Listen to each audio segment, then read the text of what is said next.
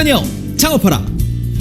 성공을 위한 창업 스텝 1, 2, 3. 자, 오늘 이 시간에는요, 나만의 창업 아이템 선정 방법에 대해서 한번 같이 살펴보겠습니다. 제가요, 옛날 얘기 좀 해드릴게요. 창업에 대한 변화 준비를 하면서 옛날 얘기 하나 준비했는데 무슨 얘기냐면 고종황제 얘기예요. 고종황제가 이렇게 신하들하고 이제 길을 가고 있는데 그때 당시에 이제 외국에서 테니스란 스포츠가 들어옵니다. 막 이렇게 테니스를 치고 있는 사람들을 본 거예요. 그때 고종황제가 뭐라 하셨죠? 아이고, 저렇게 힘든 거를 뭐더러 혀? 저기 땀나고 하는 거 그냥 하인들이나 시키지? 이렇게 얘기했답니다. 그런데 시대가 변하고 테니스는 계속 활성화가 됐죠? 혹시 그거 아세요?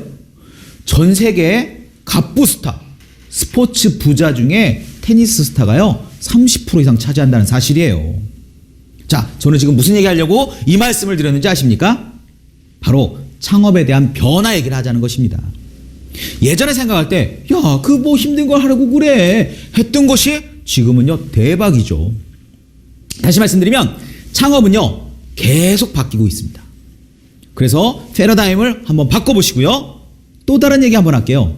이야, 지금요 전 세계에서 가장 빠른 사나이가 누구예요? 고태요? 아니요, 우사인 볼트죠. 막 뜁니다. 창업은요 100m 달리기가 아니라 허들과 같아요. 100m 달리기는 준비 땅 하면 그냥 있는 힘을 다해서 뛰면 돼요. 그리고 가장 먼저 도달하면 1등이에요. 하지만 허들도 결승점에 가장 빨리 가는 것이 1등이지만 중간에 뛰어넘고 계속 필요한 게 있습니다.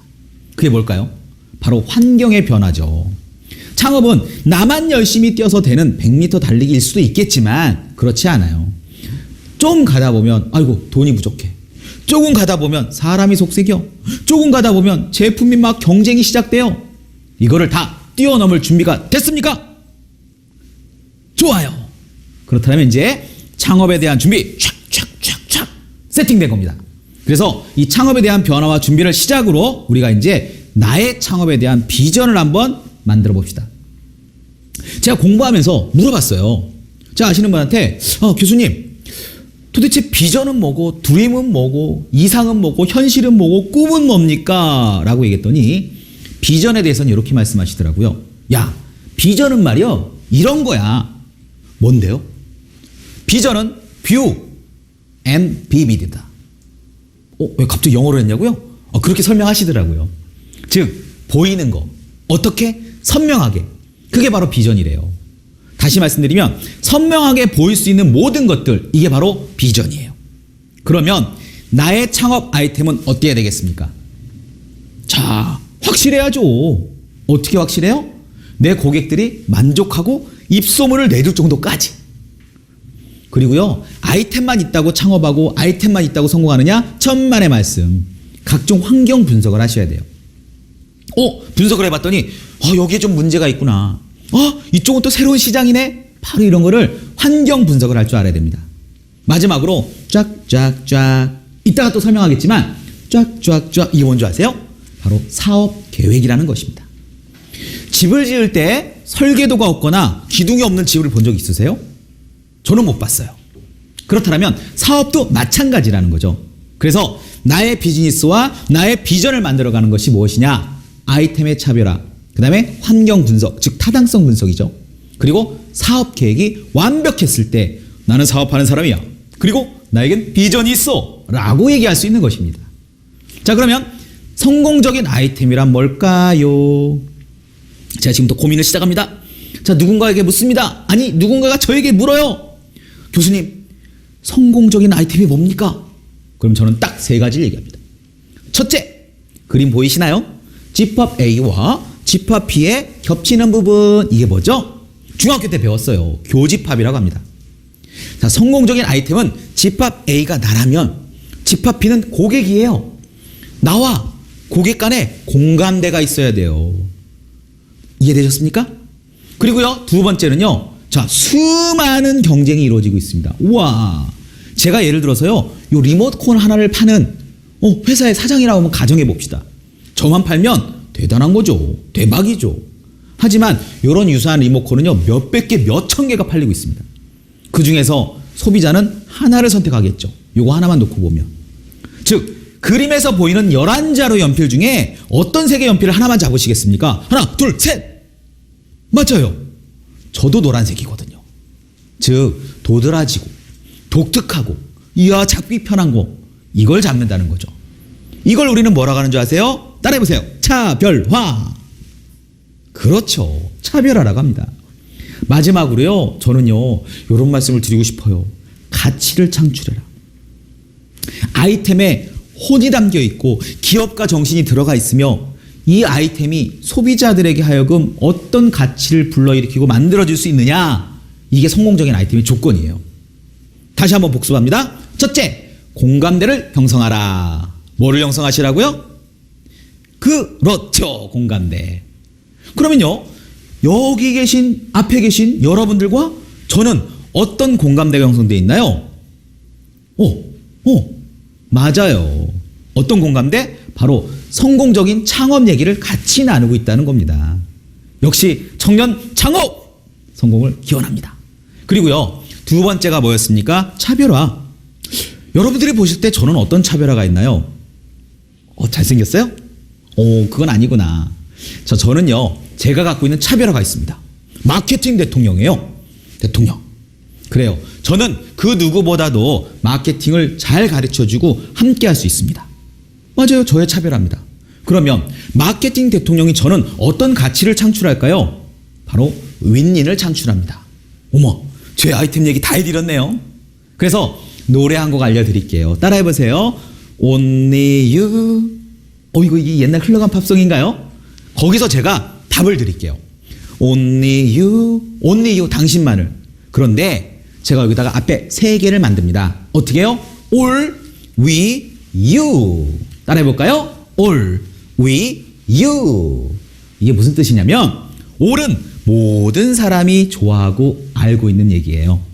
we는요, 나와 당신, 즉 우리가 알고 있는 얘기입니다. 그리고 you, 이거는 당신이 알고 있는 얘기죠. 역시 성공적인 아이템은 이렇게 고객 중심이 돼야 된다는 겁니다.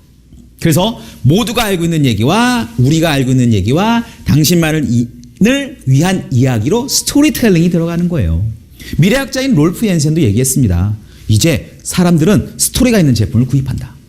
그래서 감성 마케팅이 중요한 거고요. 자, 이제 여러분들 발굴해 봅시다. 다다다다다다. 뭘 발굴해요? 바로 사업 아이템, 즉 창업 아이템을 지금부터 찾아봅니다.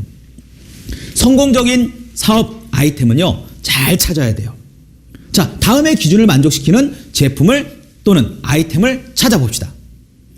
창업을 하시려면요, 첫째 아이템을 탐색해야 되는데, 아이템을 탐색하는 방법은요, 지금 현재 나와 있어. 아니, 있긴 있는데 욕구가 만족되지 않아요. 야, 이 리모컨에 버튼이 하나 더 있었으면 좋겠는데 이게 없네. 그럼 내가 이걸 만들어서 창업해야지. 이게 첫 번째 방법이에요.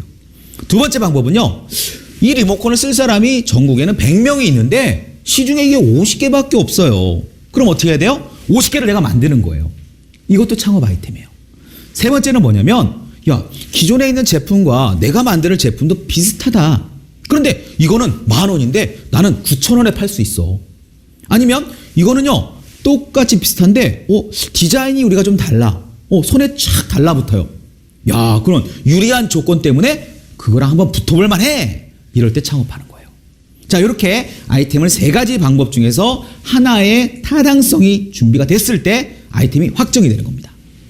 그 다음에 사업 아이템을요, 발굴하는 방법에 대해서 간단히 말씀드리자면, 첫 번째, 트렌드를 분석해야 돼요. 트렌드를 통한 사업 기회를 쫙 잡는 거예요. 너 기회니? 나 잡을 거야. 그러려면 미래의 수요 트렌드 분석도 해봐야 되고요. 소비자들이 무엇을 필요로 하는지 바뀌어요. 자꾸 바뀝니다. 그걸 알아야 돼요. 그 다음에 두 번째는 뭡니까? 사업을 할 수 있는 유망 업종을 선택하는 거예요. 레드 오션, 즉 막 경쟁이 치열한 곳에서 막 이놈아 저놈아 싸우는 것이 아니라 틈새 시장, 니치 마켓을 찾는 거예요.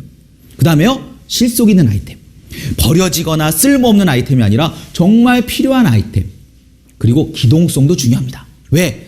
이 아이템이 잘못 생산이 되거나 문제가 됐을 때 변형이 되거나 다른 아이템으로 바꿀 수도 있어야 됩니다. 그래서 사업을 할 수 있는 유망 업종을 선택하는 것도 아이템 발굴의 방법이고요. 마지막 세 번째가 뭡니까? 복합적으로 시장 분석을 할 줄 알아야 되고요. 그 다음에 국내외에 벤치마킹을 하세요. 또 하나 미래 예측을 하는 거예요. 오늘은 소비자들이 이런 제품을 좋아하지만 내일을 위해서 우리는 이런 제품을 개발해야 되고 만들어내야 되고 판매하고 유통시켜야 됩니다. 이런 시장 분석을 비롯한 벤치마킹, 그 다음에 미래 시장 예측도 당연한 과제 중에 하나입니다. 그런데 이 두 가지 사업 아이템을 찾고 사업 아이템을 발굴하는 이 방법 중에서 키포인트가 뭐예요? 바로 반박자 빠른 서비스를, 즉 반박자 빠른 실천 전략이 중요하다는 겁니다. 권투 선수가요, 상대가 읽히기 전에 펀치를 딱 때려야지만이 딱 들어가는 거예요. 자, 여기까지 이해되셨죠? 어렵지 않죠? 그러면 이제 조금 어려운 얘기 해볼게요. 무슨 얘기냐? 사업 타당성 분석이에요. 우리가 타당하다, 그렇지 않다라고 하는 얘기를 한번 해보겠습니다. 자, 사업 타당성 분석이란 사업을 통해 발생될 수 있는 손해와 이익에 관해서 이거 이익이니 손해니 이걸 따져보는 거예요. 첫째, 구상하고 있는 기업의 형성 요소를 정확하게 파악하는 데 도움이 되기 때문에 타당성 분석을 해야 됩니다. 둘째, 기업에는 설계도가 필요합니다. 기업을 어떻게 설계할지, 어떻게 운영할지에 대한 분석이 필요한데 그게 바로 타당성 분석입니다. 세 번째는요, 사업성 분석에 참여하면 경쟁자는 기업의 경영 능력을 향상시킬 수 있다는 거예요.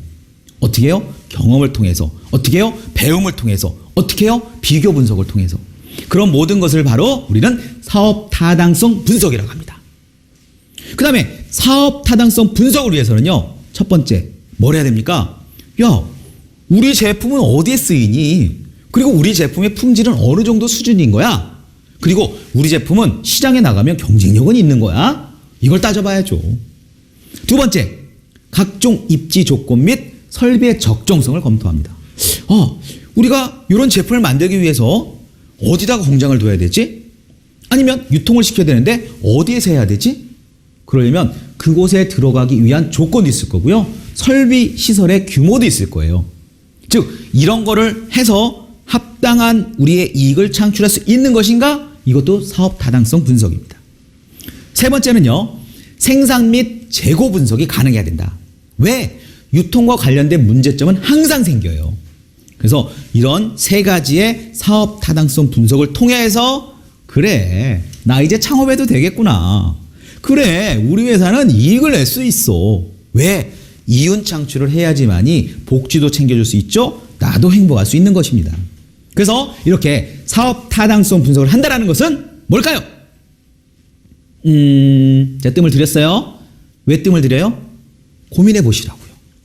사업 타당성 분석은요, 살아남을 수 있는 전략, 더 중요한 건 실천이 반드시 필요하다는 것입니다.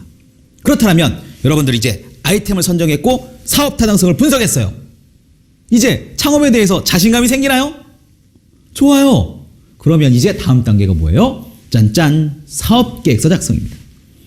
사업계획서는요, 굉장히 많은 항목으로 구성이 되어 있지만 일반적으로 제가 한 요 정도 10가지만 얘기해 보겠습니다. 첫째, 요약이 들어갑니다. 사업계획서 요약.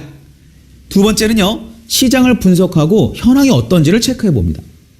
세 번째 중요하죠? 우리가 또는 내가 하려는 창업의 비즈니스 성공 모델. 네 번째, 목표 시장 어디다 팔 것이냐. 그랬더니 다섯 번째, 여기는 경쟁자가 많고 여기는 좀 이런 문제가 있고 저런 어떤 문제점, 위험 요소가 돼 있거든요. 그걸 분석하는 거예요. 그래서 우리는 여섯 번째로 마케팅 전략을 써놔야 됩니다. 그래서 생산자가 소비자에게 제품이나 서비스를 유통시키는 데 관여된 모든 체계적인 경영활동, 이게 뭐예요? 마케팅이에요. 이런 전략이 나와야 된다는 것이죠. 그 다음에 돈. 재무계획. 이걸 하려면 이만큼이 필요하고 요걸 하려면 요만큼이 필요합니다. 그 다음에 해야 될 게 뭐예요? 사람을 구성할 때 필요한 조건들이 있습니다. 우리는 연구원이 필요하고 우리는 판매사원이 필요하고 우리는 홈페이지 제작자가 필요합니다. 등등등. 그런 것들이 쫙 일목요연되게 정리된 일정이 나와야 되겠죠. 일정. 이때부터 이때까지는 이렇게 하겠습니다. 이때부터 이때는 요걸 하겠습니다. 이때부터 이때는 요걸 하겠습니다. 그리고 마지막에 부록. 뭐 여러 가지가 있습니다. 뭐 임원진 현황 내지는 뭐 거래처 현황 등등등. 근데 사업계획서 정말 중요한 게 뭔지 아세요? 바로 독수리, 오형제, 5형제가 있어요. 객관성, 일관성, 차별성, 단순성, 명확성. 굳이 제가 뜻을 설명하지 않아도 다 이해되시는 내용들이죠? 그렇게 독수리 오형제가 출동했을 때 사업계획서는 100점짜리가 된다는 것입니다. 그러면 이렇게 준비된 사업계획서면 다 되는 겁니까? 천만의 말씀. 사업계획서는 어딘가에 보여주기 위하거나 제출하기 위한 거나 또는 내 스스로 점검하기 위한 것입니다. 만약에 사업계획서에 관심을 갖는 포인트를 찾아본다면 다음과 같습니다. 자, 제가 A라는 주식회사를 만들었어요. 그리고 이 사업계획서를 사업자한테 보여줄 거예요. 자, 사업자들이 갖는 관심 포인트는요, 사업 전체에 대한 표현과 투자 및 지원 사항이 들어가 있어야 됩니다. 사업자 입장에서는요. 정부는요, 기업 지원을 필요한 내용, 세금을 어떻게 거둘지 또는 고용을 어떻게 창출할지, 이게 포인트예요. 투자자는요, 당연하죠. 수익. 투자 수익률과 얼마큼의 수익을 낼 수 있고 얼마 동안 지속 가능성이 있는지 그걸 보여주시면 돼요. 그리고 우리의 고객한테는요, 우리 기업에 대한 설명, 제품에 대한 신뢰, 그리고 얼마큼 성장할 거라는 가능성을 역시 보여줍니다. 그런데 많은 분들이 생각해요. 직원들한테는요, 직원들도 사업계획서를 봅니다. 우리 직원에게는 우리 기업의 성장 가능성과 비전을 보여주시는 거고요. 물건을 공급해주는 공급자에게는 안정적인 대금 거래와 생산이 가능한 것을 보여주고요. 판매자에게는 역시 안정적인 물량 확보도 가능하고 마케팅도 할 수 있다. 이걸 보여주는 겁니다. 어때요? 똑같은 사업계획서라고 생각했는데 보는 사람, 보는 관점마다 달라지죠. 이걸 여러분이 준비하시라는 겁니다. 어떻게 해요? 멋지게 해요. 그래서 여러분께 오늘의 강의를 다시 한번 요약해 드리면 중요한 게 뭐예요? 마인드 세팅 다시 한번 했고요. 또 아이템을 선정해서 타당성을 분석한 다음에 사업계획서까지 멋지게 하이패스로 한번 통과해 봤습니다. 자, 오늘의 강의는 여기까지고요. 다음에 또 만나요. 감사합니다.